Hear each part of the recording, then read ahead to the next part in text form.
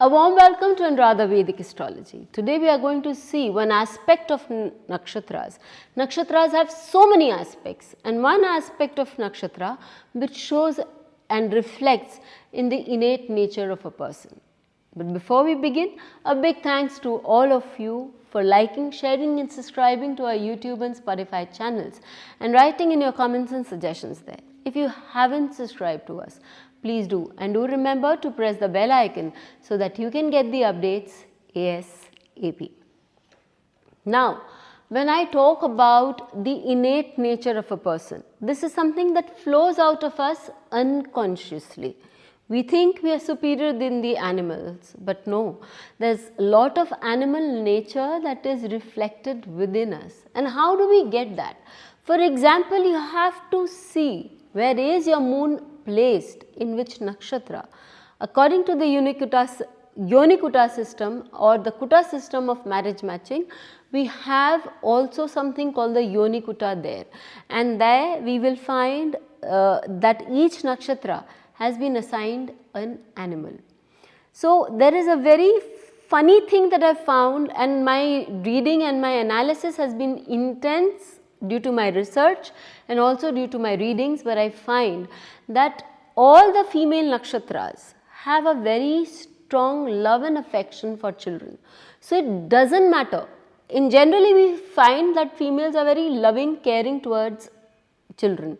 But it does not matter if your nakshatra happens to be a female and you are also a male, then you can also have a very strong love and liking for children. You would want to do things for children. For example, the biggest mammals on this planet, that is the earth, that is on the earth, on the ground that we have are the elephants. The Revati nakshatra is ruled by the female, or the animal of the Revati nakshatra is a female elephant.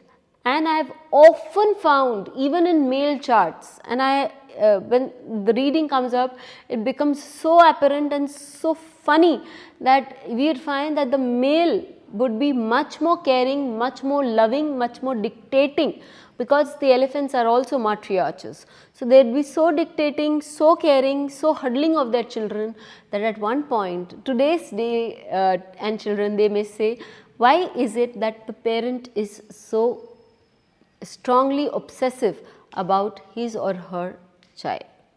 On the other hand, we have another elephant, that is the male elephant, the Bharani nakshatra. I found that even if it is in the females can be loving, caring, because that is the innate nature, but they would be more adventurous, they would be more friendly, and they would be more of allowing children to take their own ways.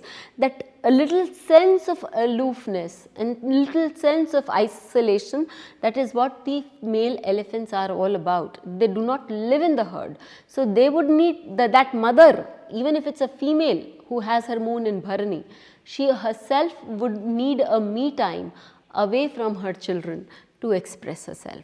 We never realize that these ability that we face, these kind of situations or this kind of feelings that we have are so much governed by the yoni or the animal nature on which our moon is based. It is a very intense research that I have done, and I can also tell you that there is this Kritika moon. Again, Kritika is the female goat. So, all of us can say that a female having a female goat would be very caring and loving. Well, only up to a point, because the goat is very independent, very restless, and can move around freely without caring too much about the child or digging deep into the child. So, as compared to that female Kritika goat, that female Revati moon or elephant will always take a stronghold. The animal nature within us persists so deeply that everything that we do happens subconsciously. So, when you are doing a marriage matching, it is very important to look into this characteristics also, which we often, more often than not, tend to overlook.